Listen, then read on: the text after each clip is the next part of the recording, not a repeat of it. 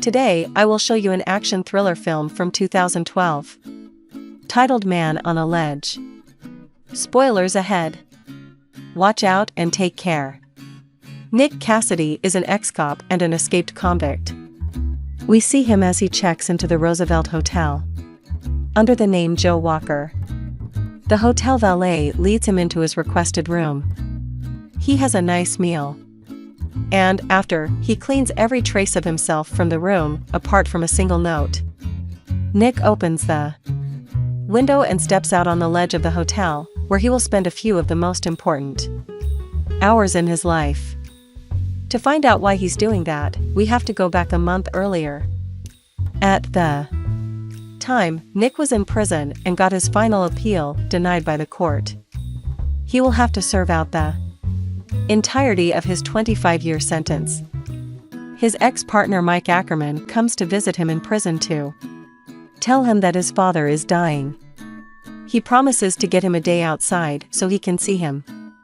However, Nick only gets to go to his funeral. Mike and his fiancée express their condolences to both Nick and his brother Joey. His brother's girlfriend Angie leaves them a moment to talk in private. The brothers get into an argument and break into a fight that quickly gets split up by Nick's guards, giving Nick ample opportunity to steal one of their guns.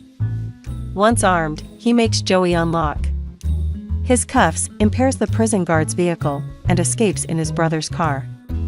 A chase through the graveyard with the police ensues, which he manages easily while changing his clothes as well. The chase leads him out to some train tracks where he rams his car into a moving train and manages to slip away before the cops can get to him. Nick gets to a hideout where he finds all the things he might require, left there by his accomplice. Back at the Roosevelt, the authorities are already aware of the situation with Nick and they're shutting down the block. Police and emergency vehicles arrive at the site, along with Detective Jack Doherty. He heads straight to the room and introduces himself to Nick, saying he's there to help. In the meantime, Detective Dante Marcus manages the situation at the base of the hotel where people have already gathered, invested in the spectacle. Doherty gives his best first attempt at convincing Nick to come back in, but Nick threatens him to get another negotiator or he'll jump. The detective turns back in the room, met by Marcus, and they take a look at Nick's last note, saying, "I will exit this world as I entered innocent." They still don't know who he is, and Marcus wants to print the room to find out more about him. Doherty calls the negotiator Lydia Mercer and tells her that they have a jumper who has requested her specifically. Marcus's team is already investigating Nick, still thinking that he's Joe Walker. When Mercer gets to the hotel, Doherty informs her of the scene and tells her that he's about to jump in 2 minutes. Mercer gives the room a look around, gets a little bit more info, and introduces herself to Nick in the last possible second. He tells her that everything will change for him today, one way or another, and he needs her to understand that he's ready to die for that. Mercer is curious why he even brought her there. If that's the case, to which he replies that it's because she's famous and he needs a crowd. Doherty doesn't trust her and gives her 5 minutes to get her head in the game. Meanwhile, Mike is looking for Nick, completely unaware of what is actually happening. He thinks there's something suspicious about Nick's escape, so he tells his colleague to check for anything unusual in the communication between the Cassidy brothers. At this point, we are introduced to another major player in Nick's life, David Englander, the owner of the Roosevelt Hotel. He's a nasty rich guy with his hands on everything in the city and no interest in the well-being of others. Doherty informs Mercer that they didn't find any prints in the room. She thinks she can trick Nick with a cigarette to get a print, but fails the first attempt. Mercer implies knowing that Nick isn't on the ledge just to end his life, but to make some sort of statement. She tells him that, unlike the crowd on the street, she actually cares. Suddenly, Joey calls Nick to tell him that they arrived. Nick tries to mess with Mercer's head to get her away so he can talk to his brother without her realizing it. Joey and Angie are part of Nick's rouse. The media gets in on the spectacle too, and they report on Mercer's involvement in the case, dragging up an incident from a month ago when she couldn't persuade an officer not to jump from a bridge. She didn't take that incident lightly. Doherty and Mercer are suspicious about the lack of information they have on Nick, so Doherty will try to find something and she can focus on Nick. Simultaneously, he's talking to Joey while he and Angie are breaking into one of Englander's many properties, just on the other side of the hotel where Nick is standing. As the security system is being disarmed for the night shift, Joey and Angie drill holes on the roof of the place, setting up an explosive device. They signal Nick and he makes a fuss to distract Mercer and the crowd down below as they activate the explosive. Joey and Angie enter the property, while Nick continues to fool Mercer. He asks for a cigarette and she shares her last one with him. Nick knows a lot about Mercer's carrier and tells her that it's because they have a lot in common. She doesn't think that he wants to jump and he tells her not to give up on him. When she pulls back into the room, she hands the cigarette to an officer so they can get a print from it. Joey informs Nick that they'd entered the building. In the meantime, Mike gets back to the station and learns about the jumper, but not who he is. Mercer gives another shot at persuading Nick to come back inside when a news helicopter flies dangerously close to them, almost pushing Nick over the ledge. Mike finally sees it's him on the news feed. He gets a call about a storage unit in Joey's name. Joey and Angie lower down the elevator shaft in Englander's building. He takes care of the security cameras and they move toward Englander's vault room. Angie notices a sensor inside and they back up so they don't activate it. Doherty and Mercer realize that Nick is waiting for something and she needs him to speed up his ID. Mercer comes back out and asks Nick what's really going on. He gives her some kind of armchair psychology answer. She tries another approach when Joey begins talking in his ear again. Since Nick can't answer him directly, he uses his answers to Mercer as clues about what he and Angie should do. About the sensor. Joey doesn't understand him, but Angie realizes what Nick is trying to say. She says that it's a heat sensor and they need to cool it down. They use a fire extinguisher to take care of the sensor. Nick tells Mercer that he knows she pulled a print of his cigarette and is about to find out who he is. Simultaneously, Mike goes to Joey's storage unit and finds Nick's, Joe Walker's, and his own file in a cabinet. Marcus gets Nick's prints back and calls Mercer. He tells her who Nick is and that he was in prison for stealing Englander's $40 million Monarch diamond. Marcus also tells her that he's the owner of the hotel, with an office there and a diamond exchange across the street. Mercer and Doherty realize that Nick's plan is to prove his innocence. She finds out that Mike was his partner and calls him, explaining the situation as he's burning the files he found in storage. Marcus calls Englander's security and tells them to check on the vault. Simultaneously, Joey and Angie are right outside the vault, trying to get in.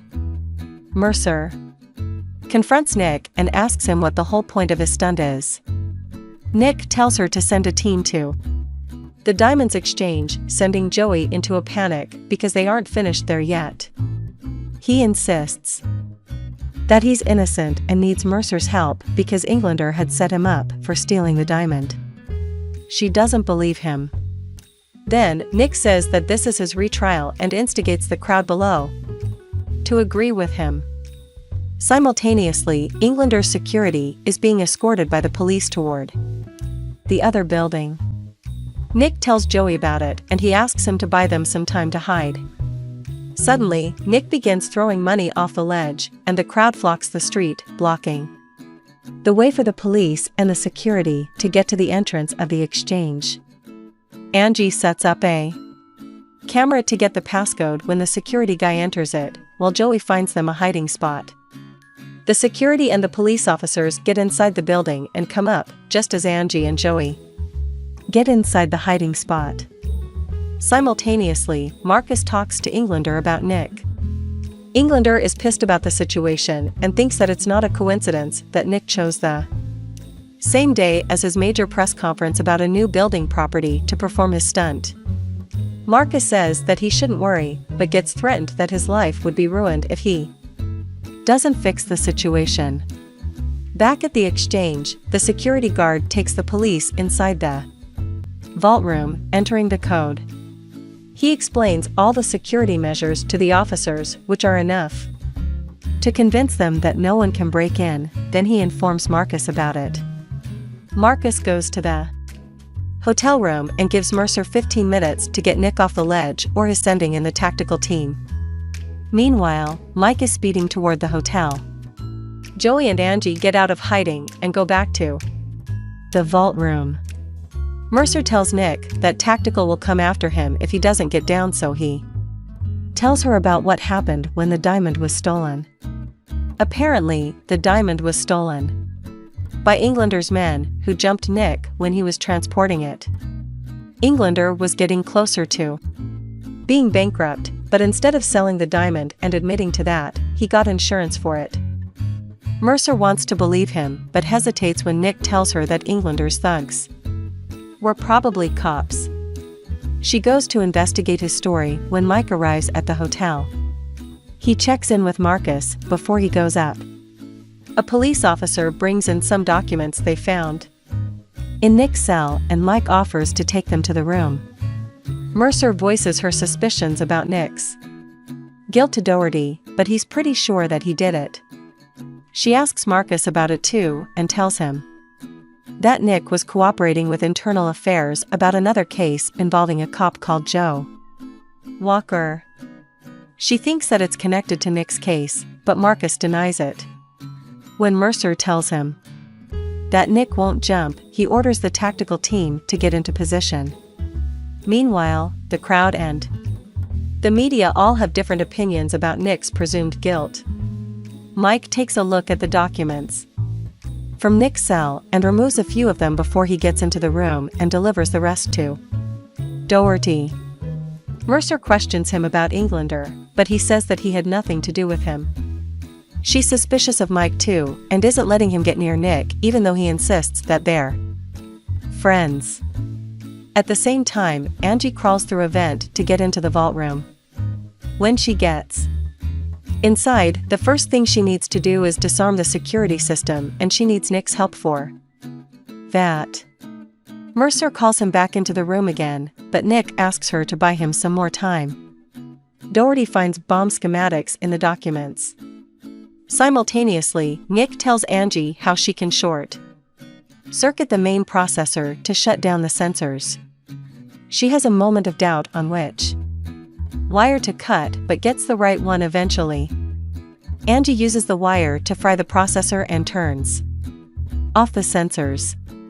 Joey opens the vault room door, then drills through the vault itself to open it. The tactical team is getting into position, and Mercer asks Nick if there really is a bomb.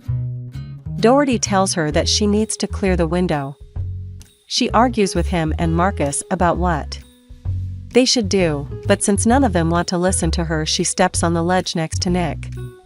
Angie and Joey break into the vault finally and open it up to reveal all of Englander's riches.